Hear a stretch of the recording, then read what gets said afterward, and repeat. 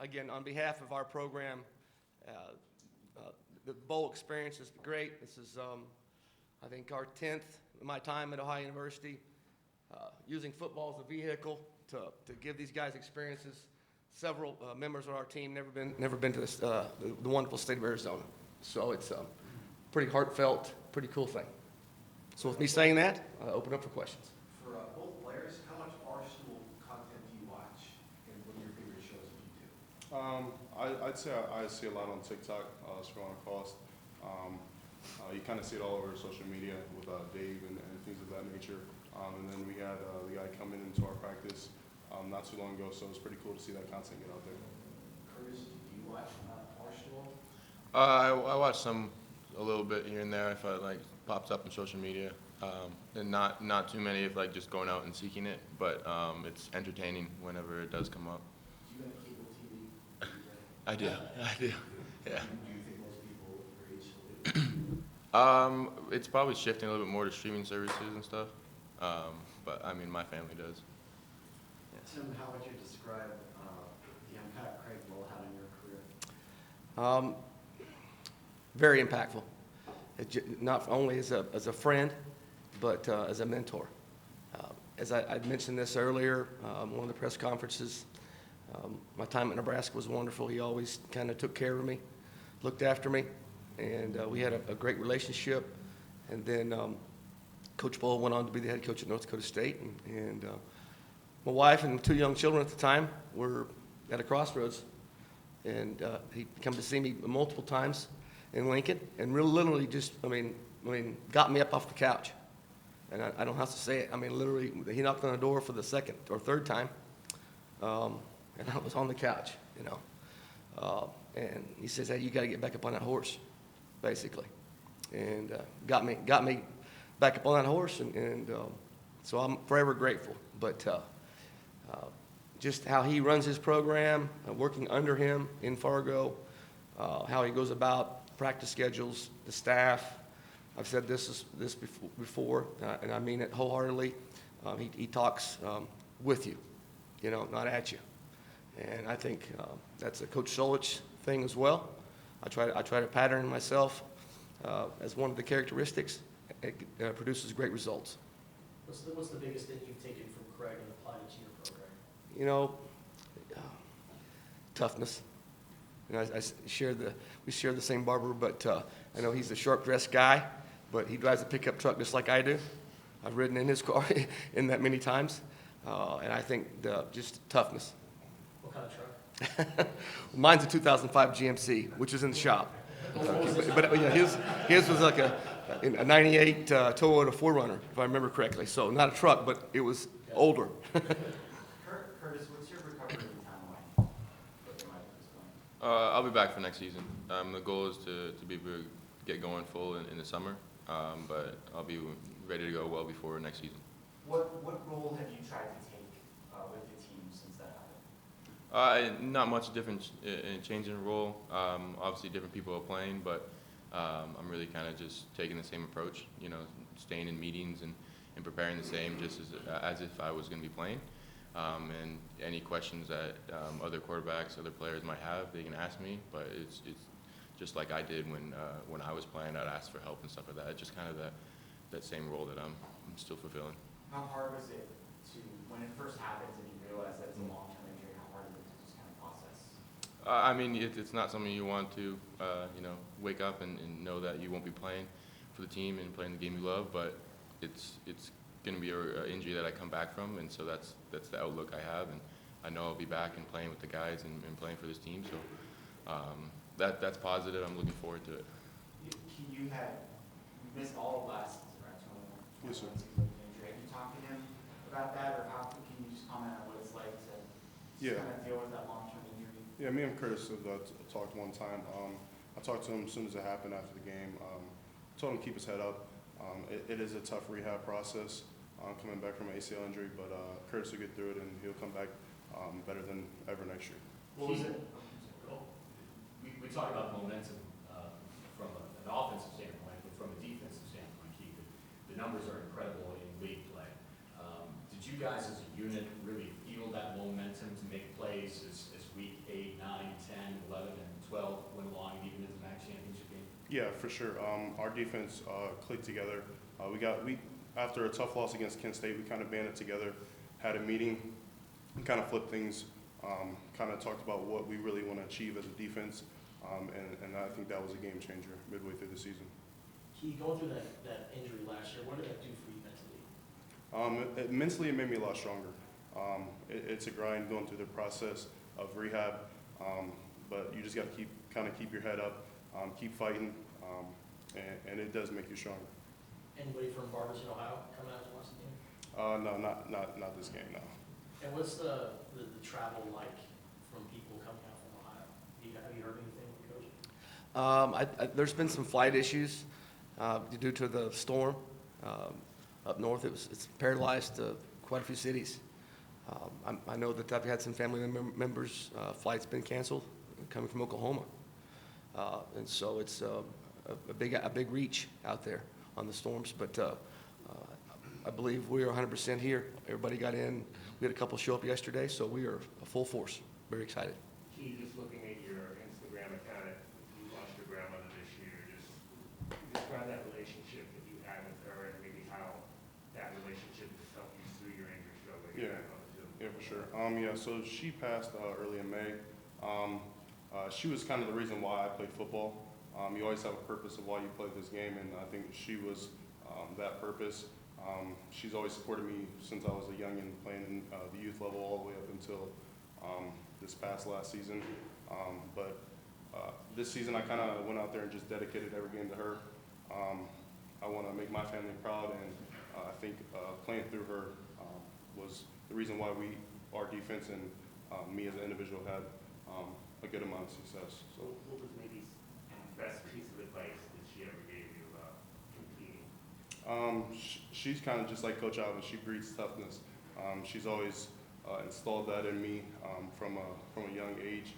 So I kind of carry that onto the field and have the chip on my shoulder that she has with her as she used to carry. So I would say toughness.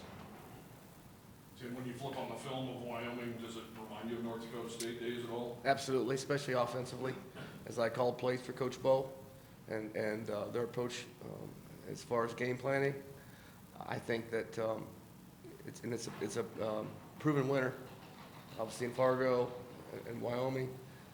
Just the mental piece of it, and coming off the football, getting vertical distortion, being tough, those 2 and 3 yard gains.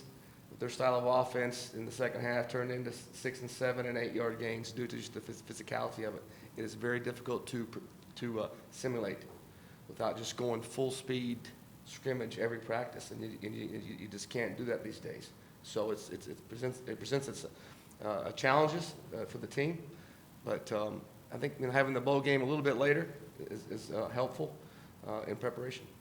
When you look at their running back situation, obviously Swen's on the team, and number 2 and 3 are injured, and Craig won't say who 4 is. Shocker. What are you expecting, and just how do you prepare with them? They're going to have a quality guy back there. I mean, again, working along with Coach Bo and the system, whoever they put out there is going to be a downhill bruiser, and it will present challenges again, just consistently getting the person that they go with to the ground. Key, your counterpart on Wyoming, Easton Gibbs, was also a 2-star prospect, quote unquote, coming out of high school. And you guys both have gone on to exceed those expectations and achieve great success. Is that something that you carry with you all the time? I don't think we look too far into the stars and things of that nature, but it kind of does play a part into some things. You kind of want to carry a chip on your shoulder when you're playing the game, but we don't look too much into that. We just kind of keep our head down and do what we need to do to make this program successful. Curtis, what have you seen from CJ's game, and obviously the second half Ball State, BG, and on the MAC championship game? What have your conversations with him been like, and what do you see from his game going into the start on Friday? Yeah, he's very talented, and he's going out and having fun. That's kind of the advice I gave him, that he doesn't really need that. I mean, he's really been a confident player and confidence in abilities, and it's a big role to step into especially losing a couple quarterbacks in the room, and I think he stepped into it really well. He's great talent. I mean, he can run, he can pass, and stuff like that. And so, and he's a great leader. Honestly, he stepped into that role really well, and I'm proud of him. Tim, Curtis really grew up this year, elevated his game in a major way. What do you think were the biggest factors? I just, the game experience, I think. But really, this past offseason was his first opportunity to get a full year of training with Jake Miller and our strength staff. After he had broke a collarbone on his non-throwing shoulder in the COVID season. And we only played 3 games. It was the 3rd game, I think, in the first half. He was on fire. I do remember that. But, and so I think just development-wise, it's particularly in the lower body, just velocity of the ball, but then understanding the offense. And he's always had great work ethic as far as playbook goes, but just the timing of it, get back there, 1, 2, 3, hitch, and it's out, or it's 1, 2, 3, and it's out. And there's a lot of factors go in there, but I said this before, for us to take bigger steps as a program, Curtis needs to take steps, and he's done that. Curtis, how did you end up picking Ohio as your school? It was one of my pretty much only offer, so it helped narrow the process for me a little bit. But you know, this is definitely one of the places I would have considered heavily, anyways. Just you know, the culture and what this program's brought the last couple of years before I got there, and then the coaching staff has been great. When Coach Schultz was there, and the whole staff, including Coach Alvin, was there for a long time, and you know, we knew what. As a family, we knew what the program would bring and what the coaches would how they would coach and stuff, and that was something that we really wanted to be a part of. Did you have alternatives available to you in Canada? Yeah, I had opportunities to go to the university in Canada and stuff, but you know, my end goal is playing professionally in NFL or wherever that may be, and coming through the States was looked at as the best option to get there. For those of us that have never seen high school football in Canada, what are the differences between American high school football? So yeah, we follow the CFL rules and stuff like that, Canadian rules. So just we have an extra man on the field, they can go in motion, receivers can go in motion, stuff like that. 3 downs to get 10 yards instead of 4. It's much more of a passing league.